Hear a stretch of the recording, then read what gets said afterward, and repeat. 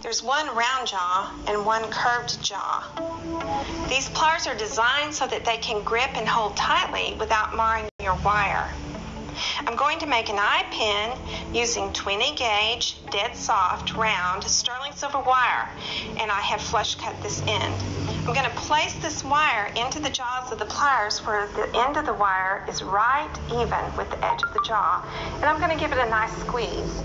Now, I want my eye pin to be very round, so I'm going to actually round that in just a little bit like this, and then I'm going to continue to rotate the wire until I have a perfectly round circle that's closed like this. Now, the next step is often referred to as breaking the neck, and this is what I love about these pliers. They make this step so easy. I'm going to put them back, put the loop on the plier, and I'm going to put this edge of the jaw right here, right at the point where the wires meet. You can see on this loop where the wires touch. That's the point I'm aiming for. I just put it on the wire at that point, and I'm going to squeeze the jaws closed again, and I'm going to pull the wire just a little bit down so that it centers my loop right in the middle of the wire. And you can see now that I have a perfect eye pin. Now I'm going to do it one more time because I want you to see it in one continuous motion. I have flush cut this end of my wire, I put it in the jaws, and give it a nice press like this. And I'm going to round that end.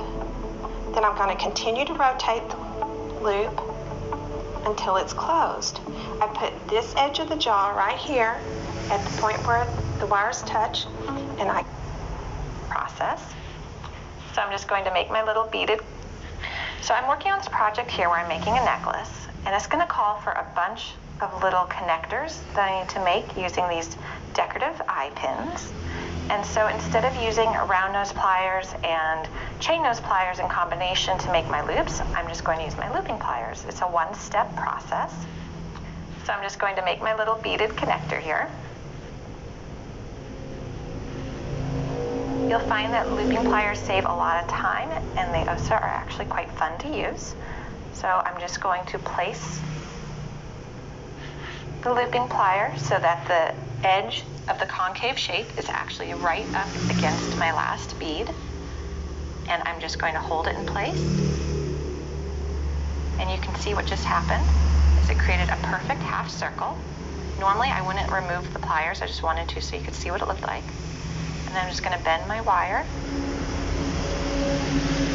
like so, and there I have a perfect simple loop. I'm just going to take my flush cutters and cut. Now I want to show you how to make a wrapped wire loop. Just go ahead and place the wire between the two sides of your pliers. Press, fold the wire over, rotate. So now you're grabbing the wire, you have a good firm hold, and just make your wraps.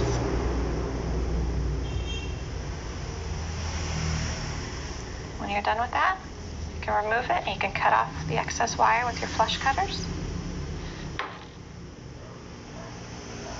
There you have a perfect wrapped wire loop. One of my favorite uses for wire looping pliers is to make an eye pin.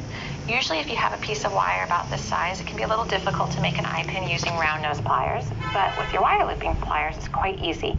You grab the tip,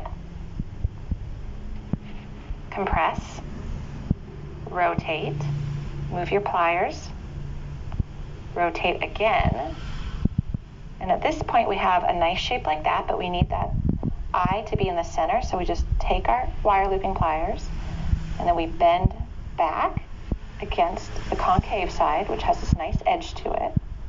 And there we have an absolutely perfect eye pin. You'll find with a little